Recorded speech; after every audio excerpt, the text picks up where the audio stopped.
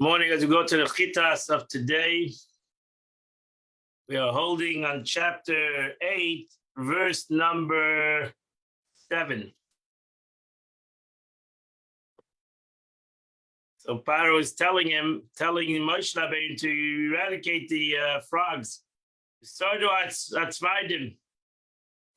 And the frogs will depart. Moshe Rabbeinu is telling to the Pharaoh, and I will get rid of all the frogs from you, from your house, from your servants, from your people.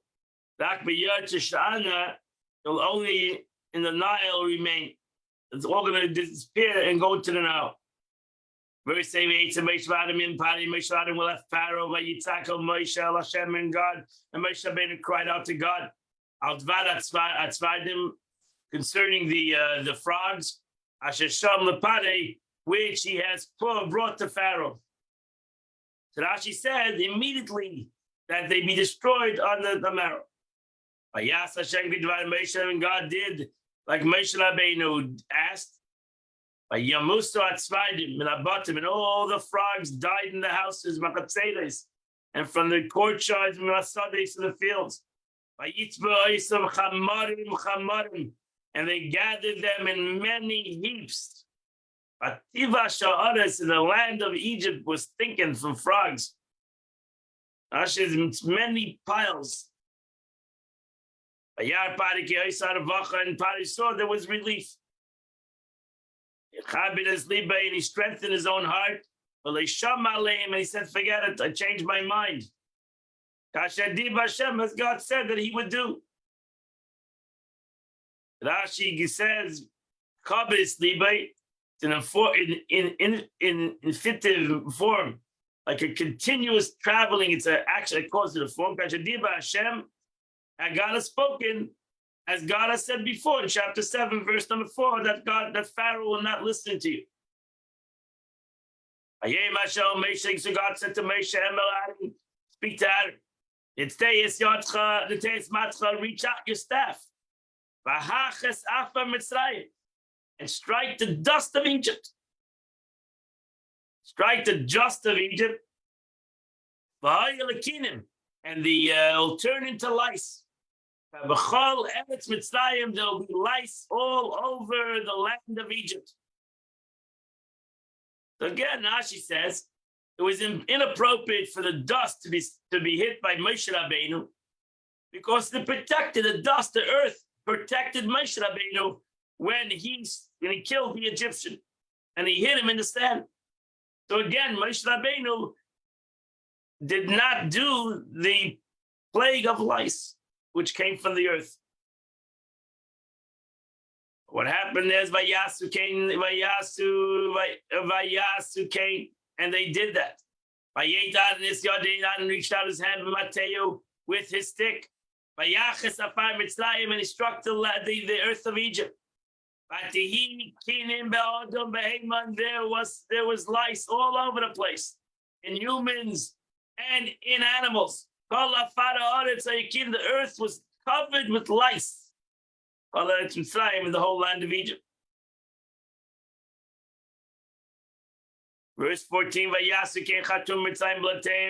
so the Egyptian witchcraft tried to do the exact same things.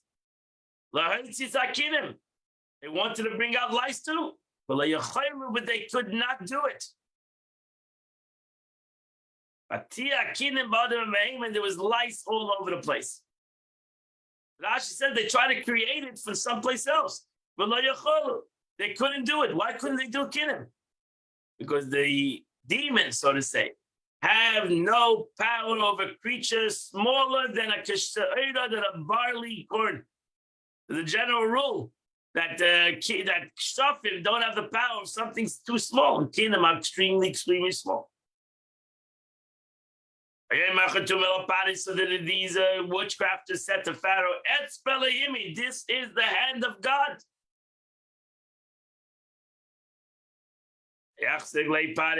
The heart of Pari was got strong. He did not listen to them. Rashi said the plague did not go through sorcery. It's God. Ashadiba Hashem, but the Pharaoh will not hearken to you. He's not going to listen to you. So the Egyptians went through. This is the third plague. And remember, they went through this plague a whole week. So God said to Moshe, "Ashkim bacon." He sat if their party go in the morning before Pharaoh. He goes out to the water. I love and tell him, this is what said God said, Shlash Ami ve'aduni. Send out my people so they shall serve me. Verse 17, because if you do not let out my people, then I'm going to send against you your servants and against your people. I'm going to send a mixture of wild animals. And the houses of Egypt will become filled of these wild animals. And also on the land that's in it. So Rashi said, as we find it later on in Torah and Deuteronomy, it says, Ashaleach, the truth of the beast I will incite upon you. That's a concept there's a concept of inciting. Ashaleach means that if somebody would incite somebody else. That's Rashi says, which includes all species of wild beasts, snakes, the scorpions in a mixture. They were destroying amongst the Egyptians. The reason was given for this matter in Agada for each plague. Why this one and why that one? Following King's war strategy, did he come upon them? According to the order of the kingdom, when it besieges a city, first the king army destroys the city springs. Then they blow in the sounds of rams' horns and frighten them and confuse them. Thus did the frogs croak and make noise. And you can look this up in the Medrash of Tanchuma as he goes through all the reasonings of how God went from level to level, situation to situation in his coming upon the Egyptian situation. I will separate on that day the land of Goshen, which my people stand upon it. The Vilti Yeshem, there will not be a mixture of animals there. Manteda, so that it will be known. Ani Hashem b'kerev haaretz, I am the God that's in the midst of the earth. Now she says, v'flasi, the word v'flasi, and I will set apart. Similar, and the Lord set apart v'hifla. So the separation, we see the separation between the Jewish nation and the Egyptians. The man Teda, although my Shekhinah is in heaven, my decrees are fulfilled in the lower worlds. Ultimately, I affect all the worlds in creation. That completes the Chumash for today. Now go to the Tanya of the day. And we are holding, I believe, on chapter 16 of Tanya.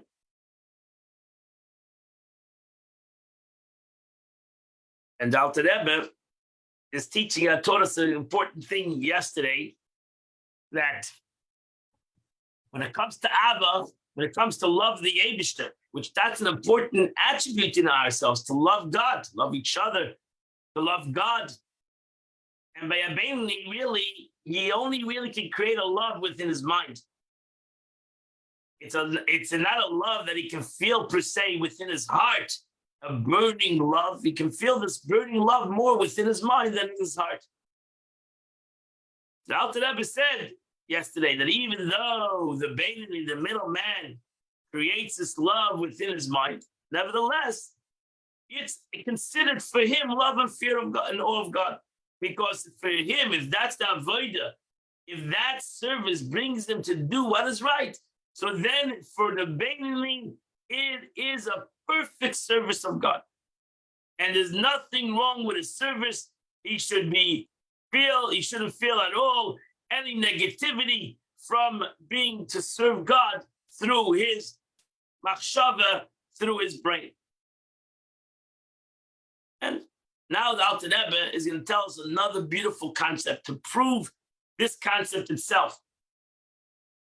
And Alter Rebbe is going to say as follows: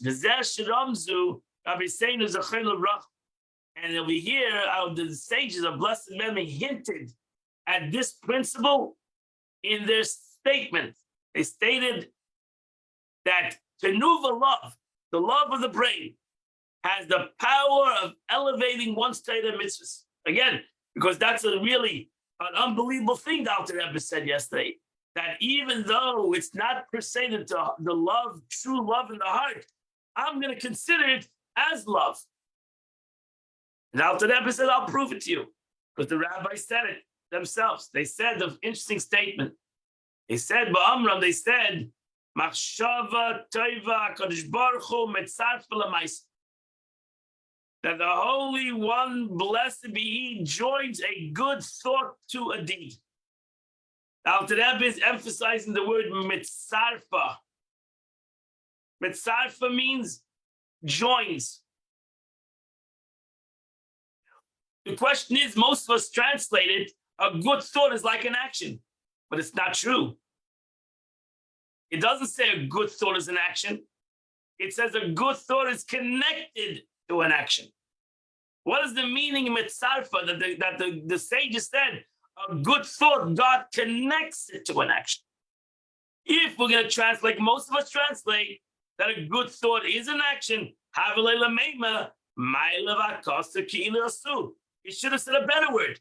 It should have said a good thought, God will consider it an action. If that's the meaning, so why did they say that? So why didn't they say that? So why is it like a hidden expression? God joined a thought to a deed, which seems to indicate that thought was intended, implemented, but that the action is somewhat detached from it. And it requires God to join it, the two together. Because the thought is not an action. God takes the thought and joins it to an action. It's two different things. There's thought and there's an action. So the Alter Rebbe said this is what the sages meant. This is exactly what the sage meant as follows. To explain, however, according to what I said before, it makes sense what the sages said.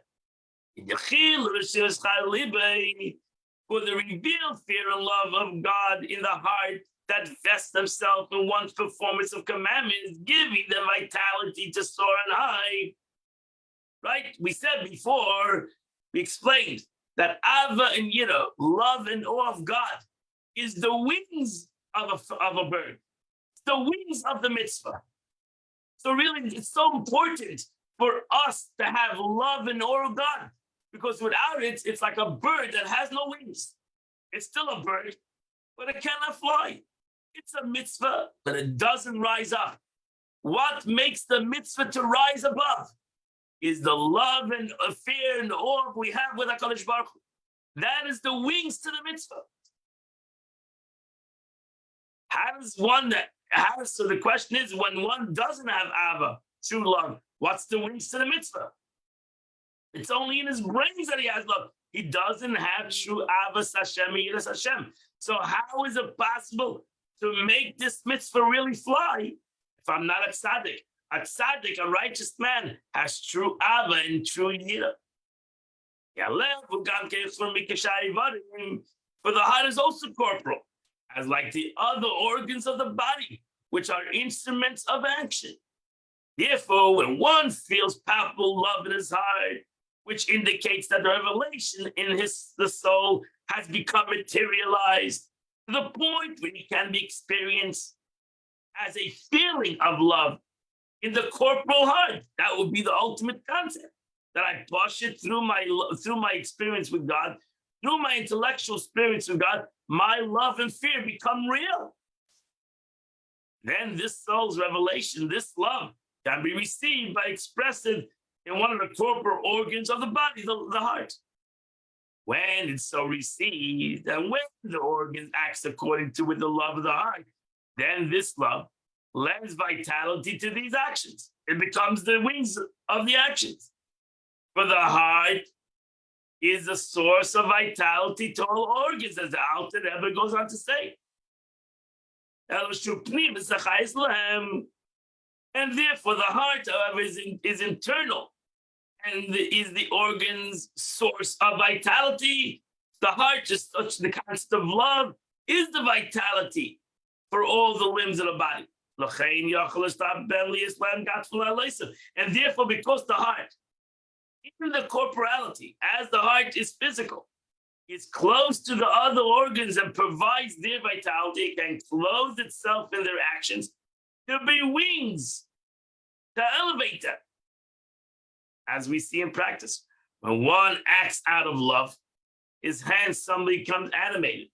But it's stated when the soul revelation reached to the point where this felt revealed love, it becomes so materialized that it can be experienced in the other organs of the body and can therefore animate their actions.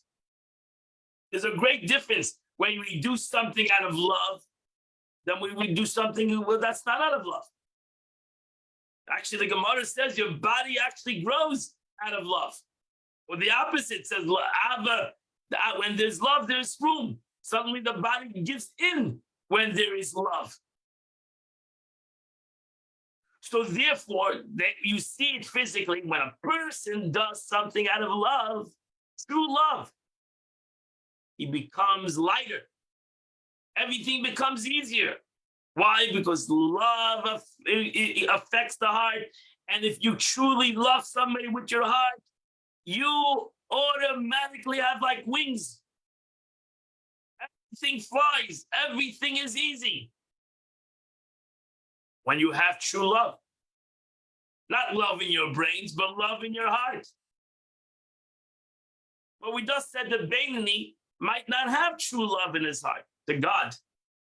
He has true love in his heart to physicality, but he doesn't have true love in his heart to God. And therefore, things are much heavier to him. Things are much more struggling to him. That's why he's in a war. Because he has love, but it's more in his brain. However, the above mentioned fear and love that are in the intelligence, it's in his brain. Of the brain, the recesses of his heart. They are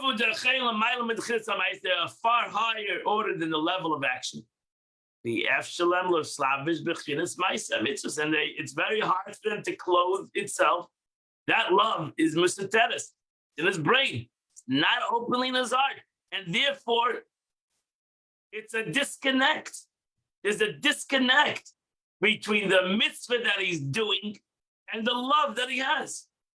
Even though he does have a love, but since it's intellectual love, it's not a real love that he has with his heart. It's very hard to connect that love to this mitzvah. It's very hard for them to become intellectual power vitality, to elevate them so they may soar on high. So what does a Beinoni do?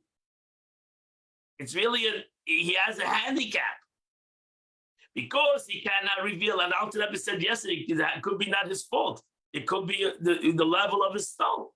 So if it's not my fault, it's a level of my soul that I can't reveal this love truly in my heart. So that's unfair. So the inability in the expression, in the interpretations of the inability of the love to find expression beyond the mind, which is far more spiritual than the other organs, indicates that the revelation of the soul present in the tenuva love, the intellect love, has not become materialized enough to affect the other's part of the heart, more corporal organ. As we see, when one's actions are motivated not by the desire of his heart, but solely by his understanding that he ought to act in a particular manner, then his action lacks vitality. That's the problem. The Beinoni he's like a handicap. He cannot. He has total intellect. He understands it, but he's missing a link as a weak link. So to the tenuva love, tevuna love, the love of the brain, tevuna, the love, the fear of the brain, They are far removed from the organs that are incapable of lending vitality to actual performance of mitzvahs and to elevate them thereby. So how does a Beinoni elevate his mitzvahs? And that's what the sages say. Don't worry. If you have the right thoughts, if your thoughts are well focused, and you, as a Beinoni, have the love of God in your brains, the Eibishter will connect it to the action. That's why he says, Metzarfi connects it. That's what the meaning of the Mishnah is. If not, that's for the fact that God joins them and unites them together with action so they can serve as wings. The Alter Rebbe says, don't worry. God, since God knows that that's your service and that's your capability, he doesn't want you to do something that's not your capability. He knows it's your capability. He knows who you are. And therefore, since he knows that's the only way you can have love of him is in your brain, it's not a true ava in your heart. Because you're a Beinoni, because you have a heart that's more connected to physicality. The Eibishter will take your brain, the machshava that you have in your mind, and all the good intentions that you have, and God will connect it to the mitzvah that you're doing. And they will become wings for that mitzvah. And the Tnuva, fear and love, are called machshava tova, a good thought. Because they're not revealed in his heart.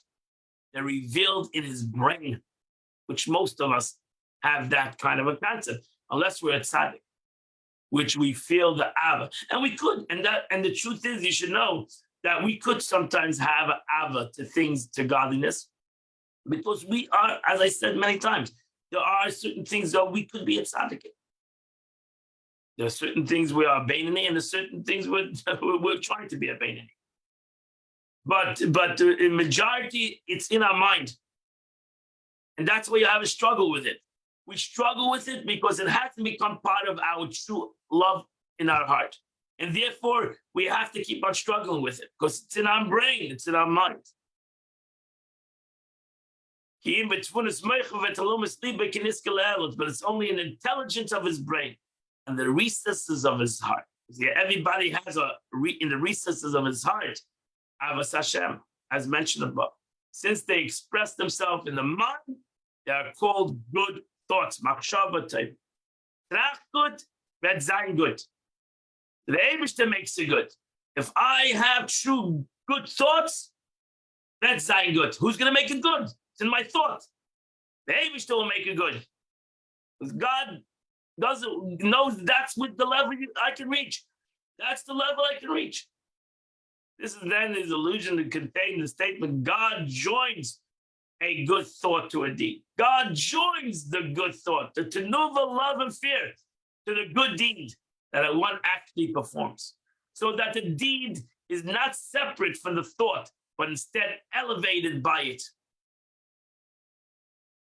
Following note, the Alter Rebbe states this idea is expressed in Kabbalah, not only in the Mishnah, but it's brought down in Kabbalah in terms of spheres, the attributes, divine attributes. That from this we can understand its parallel in a human faculty. When she comes to the Zohar, brought down in the Zohar and Eitz Chaim, Tevuna, the word Tevuna, understanding, comprises the letters of Bas uben.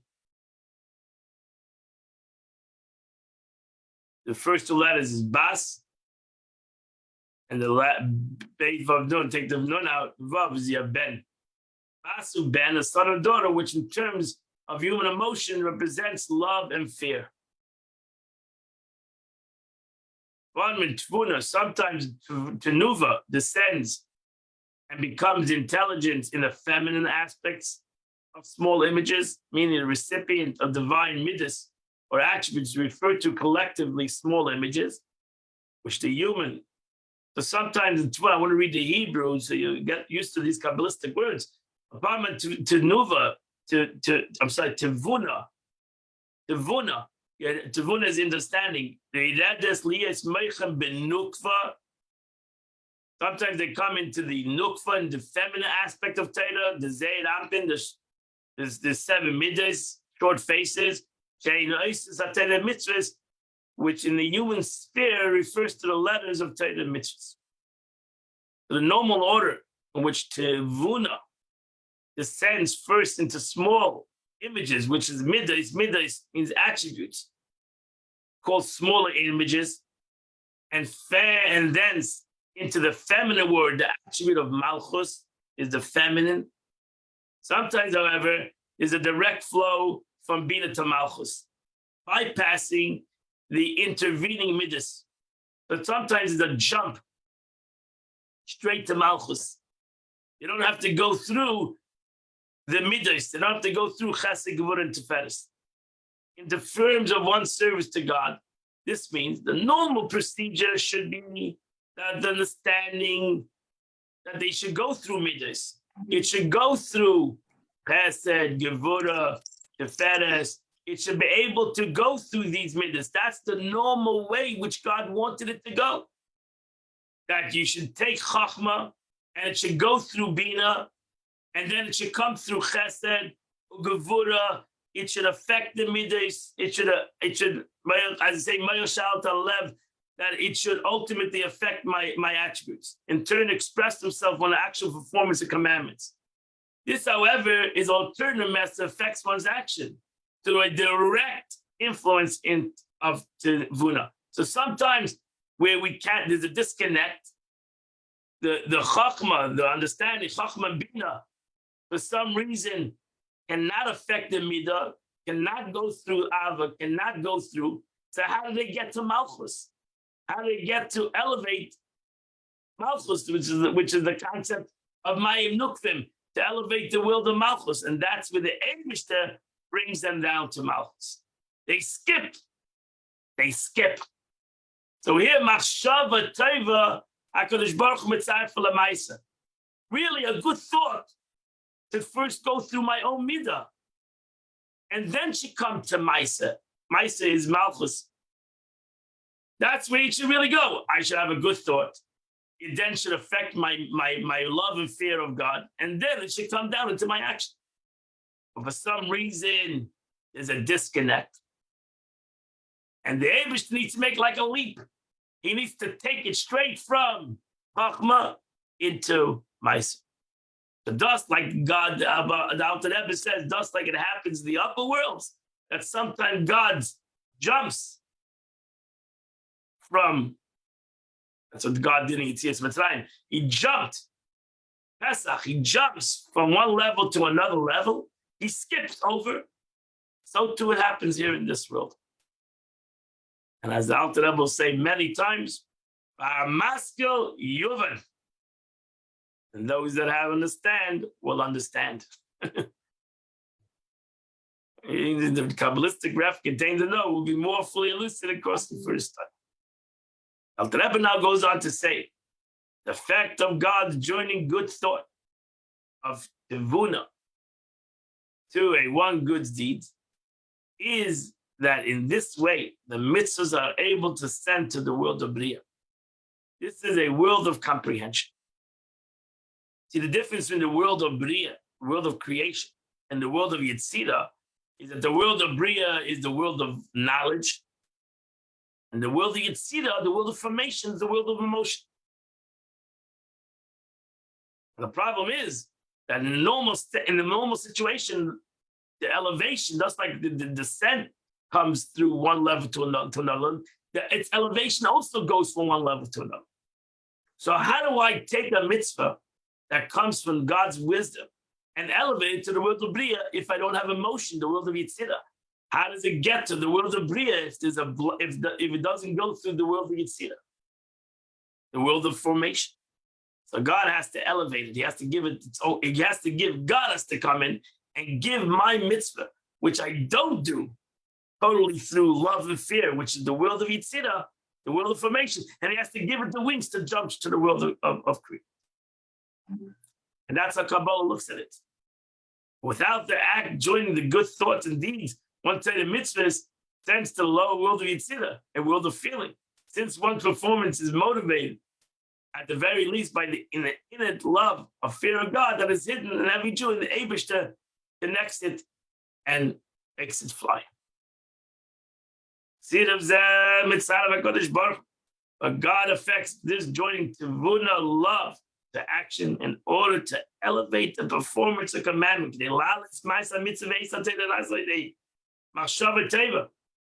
So that through my thought of this mitzvah will be carried the influence of this good thought mentioned above, ad olam habriya, to the world of creation, which the world of creation will be explained in other times.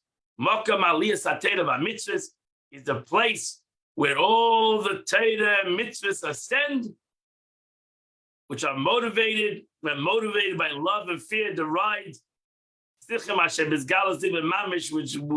meditation, which one's truly revealed in one side. That's why the mother of tzaddikim is in Bria, in the world of creation, because they taka have the chilav and the chimur. They really have love and fear of God. They don't need God to connect that. They connect it themselves. And that's why their true place of abode is in the world of Bria. The Alter Rebbe says, even without the Eibishter connecting it, don't worry. They do, every mitzvah and every Torah you learn goes up to the world of formation. Through our natural fear and love, which every Jew has a inner hidden, it's called the Ava Mesuteres. Every Jew has a love of God. It might be very hidden, and a fear of God is hidden, and therefore every mitzvah that he does, even though he does, and every Torah that he learns, even though he doesn't feel the love and fear, he does that of love and fear. It's hidden. And therefore, all his Torah and mitzvahs that he does always goes up to the world of Yetzirah. But if he does it with intent, he creates a love and fear of God in his brain at least, then he'll not only go up to the world of Yetzirah, the Eibishter will give it its wings, and he'll fly up to the world of Bria. Which I will explain later, arichos at length.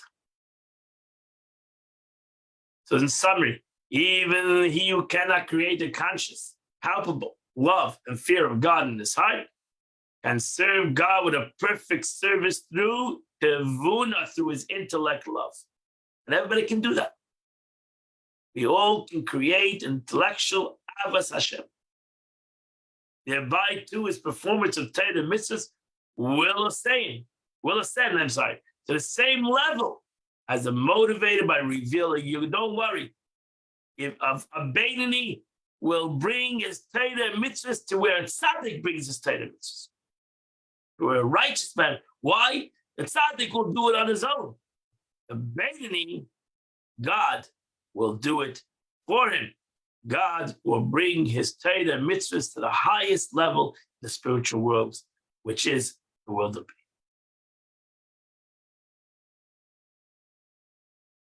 It's a beautiful ending of the 16th chapter of Tanya. And today is the 26th day of the month, which is the second half of chapter 26, chapter 119. Second half from the letter Mem to the letter Tav.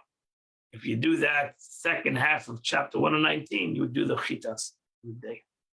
I invite you all to make sure at 10 o'clock, which you will learn a Sikh of the Rebbe on the portion of the week at 10 a.m., either at Chabad or on Zoom or on Torah Direct. And I wish you all a wonderful day. Surely I'll see you all tomorrow. Continue at 8 o'clock. Chitas.